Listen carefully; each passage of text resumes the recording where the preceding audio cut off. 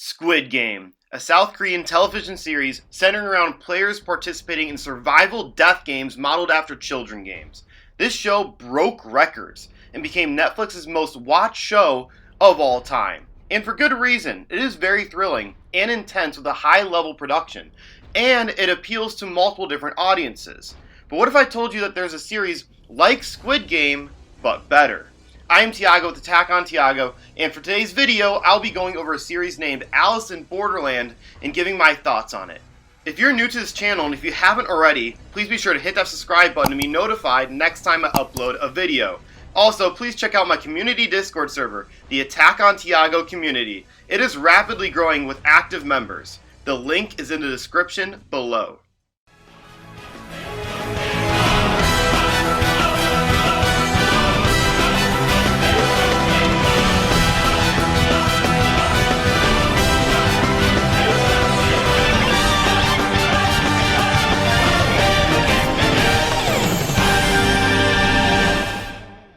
Before I begin, spoiler warning for those who have not seen or read Squid Game and Alice in Borderland. You have been warned. First, a synopsis of Alice in Borderland. So three best friends are transported to this parallel world of Tokyo and have discovered that the city has become a barren wasteland. And here in this unknown land, they must put their lives at stake and compete in these survival death games associated with playing cards. Nowadays, when people hear survival death game series, one of the first ones they think of is Squid Game. But Alice in Borderland was actually released first. The manga started serializing in 2010 and finished in 2016. And they even made a live-action TV series on Netflix for it in 2020, 1 year before Squid Game. Now back to my main point of my opening. How can Alice in Borderland be better than Squid Game? Well, let's start with the main characters of each series. So we have Gi-hun in Squid Game and Arisu for Alice in Borderland. Now with Gi-hun, we've seen how desperate he is for money, which drives him to continue competing in the death games and also be with his daughter. But really he should have never passed the first game. The first game was red light, green light, and if it wasn't for Ali stopping him from falling over, he would have been out, thus dying.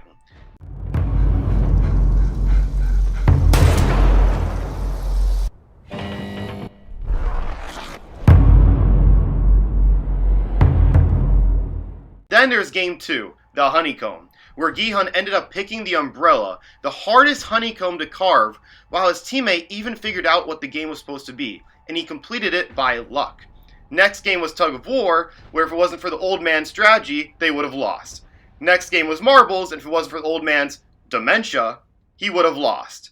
And then next game was the glass bridge, and if he didn't luck out by getting the best position, he also would have lost. See what I mean? Our main character never showed any dominance or any skill in completing these games. Yes, he definitely had development and it made the games intense, but for a main character, he was rather quite weak to follow. On the other hand, we have Arisu, who's essentially a loser who is seeking escapism. Arisu was at the forefront of every game he participated in, figuring out the rules and tricks in order to pass and survive each one. First game, it was him that figured it out. Second game, he figured out where the door was based off the tagger. Third game, which was 7 of Hearts, can't blame him for that one, so let's move on. 10 of Hearts, completed by him, and so on. So not only were we following a main character who was exciting and smart, but we were also watching him develop as the series went on. He liked the idea of being somebody here in this Borderlands since he was a loser back home. But at the same time, he didn't know what he was fighting for, and that search for reason was a great journey for our main character. Another reason Alice in Borderland is better than Squid Game in my opinion is, well, the games itself. Squid Game's idea of basing it off children's games was a unique touch and lent to its originality, but was rather quite predictable with each result in the games. We knew exactly how they were going to play out, except for the ending of the series, which was actually quite unpredictable. But the games itself weren't any shocking by any means. Also, the punishment was just death by gunshot for the participants. And after the initial shock and realization of when it happened, the tension for the deaths died down quite a bit. Compared to an Alice in Borderland, where people die by gunshot, flaming arrows, explosive detonators in the head, electrocution, poisoned, lasered down from the sky, and so on. Also in Alice in Borderland, the games were much more intense and actually quite unpredictable, with no one safe from surviving. Each game left me on the edge of my seat, and the number soup combination of each game lent for a great intrigue on what the game would be and how would the participants clear it. Even for games like the King of Clubs, where we are expecting our main character to win the whole time, right up until the end, we don't know how it'll go. And Alice in Borderland does something really smart. It knows its games are creative and enticing.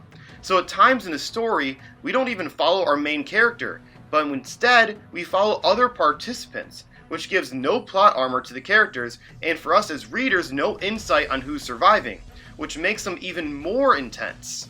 Now, since I mentioned it earlier, yes, there is a live-action adaptation of Alice in Borderland on Netflix, and I've actually just watched it recently since I was curious how good it was.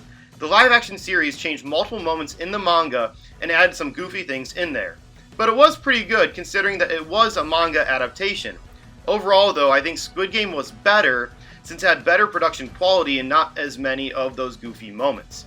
But if we are comparing the Alice in Borderland manga with Squid Game, then there's no question in my mind that Alice in Borderland is better. So if you enjoyed Squid Game, please do check out Alice in Borderland.